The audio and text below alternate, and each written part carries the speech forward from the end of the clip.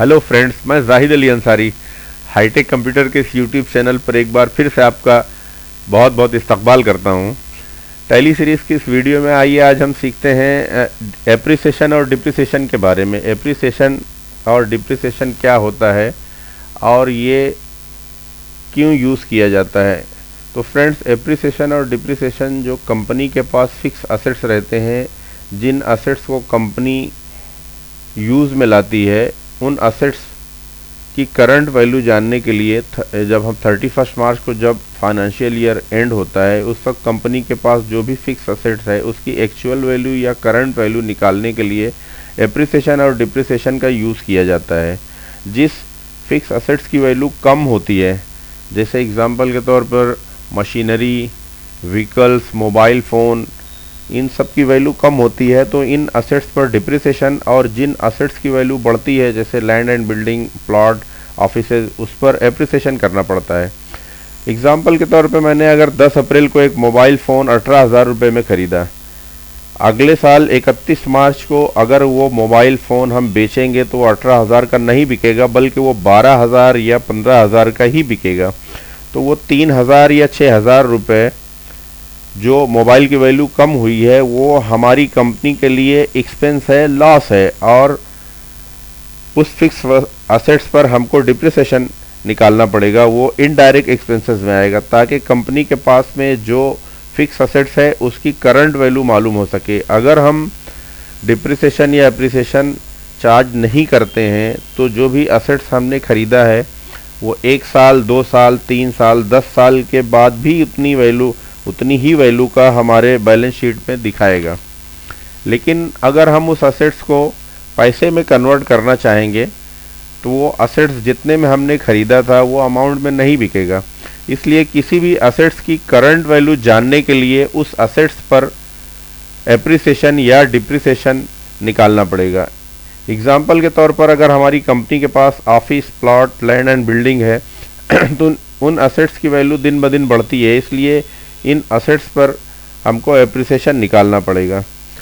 Government की तरफ से डिप्रिसिएशन के लिए अलग अलग असेट्स पर अलग अलग रेट फिक्स किए हुए हैं। हम अपनी मर्ज़ी से किसी भी असेट्स पर डिप्रिसिएशन का चार्ज नहीं कर सकते। जैसे फर्नीचर एंड फिटिंग्स पे 10% हो गया है, यूपीएस एंड बैटरी इन्वर्टर पे 40%, प्रिंटर एंड जेरॉक्स मशीन पे भी 40%, कंप्यूटर लैपटॉप पे 40%, CCTV camera 15%, motorcycle, car 15%, LED TV 15%, mobile 15%, air condition पे 15%, machineries 15%, sofa and decoration items जितने हैं 10%, फ़ैन एंड लाइट्स पे भी 10% का रेट गवर्नमेंट की तरफ से दिया हुआ है। और ज़्यादा जानकारी के लिए आप इंटरनेट पर सर्च कर सकते हैं कि किस असेट्स पर गवर्नमेंट की तरफ से डिप्रिसिएशन या एप्रिसिएशन के लिए क्या रेट दिए हुए हैं।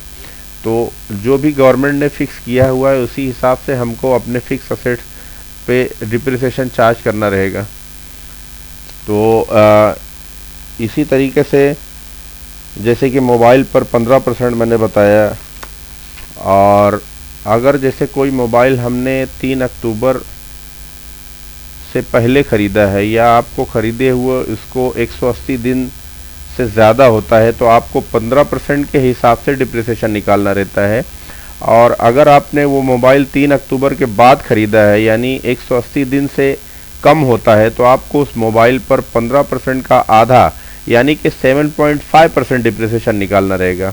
अब जैसे आपने 10 अप्रैल को एक मोबाइल 20,000 में ख़रीदा है, तो 31 मार्च को आप उस मोबाइल पर 15% के हिसाब से डिप्रिसिएशन निकालेंगे। तो 20% का 20,000 रुपये का 15% 3,000 रुपये होता है।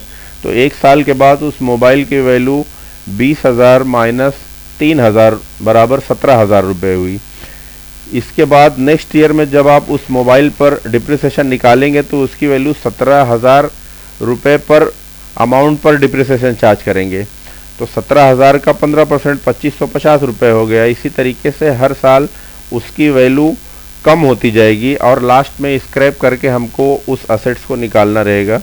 और इसी तरीके से अगर कोई land and building, plot, offices है तो उसकी वैल्यू पे हमको हर साल एप्रिसिएशन निकालना रहेगा, जितनी वैल्यू बढ़ती रहेगी उस बढ़ी हुई अमाउंट के ऊपर हमको एप्रिसिएशन चार्ज करना रहेगा।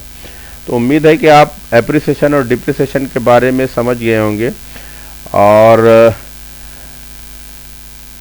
नेक्स्ट वीडियो में टैली में इसकी एंट्री किस तरीके से करना है वो एंट्री पास करके हम आपको बताएंगे। वीडियो पसंद आया हो या इन्फॉर्मेटिव लगा हो तो इस वीडियो को लाइक कीजिए, शेयर कीजिए और हमारे चैनल को सब्सक्राइब करना मत भूलिए। नेक्स्ट वीडियो तक के लिए आपसे इजाज़त चाहता हूँ, तब तक के लिए अल्लाह निगहबान।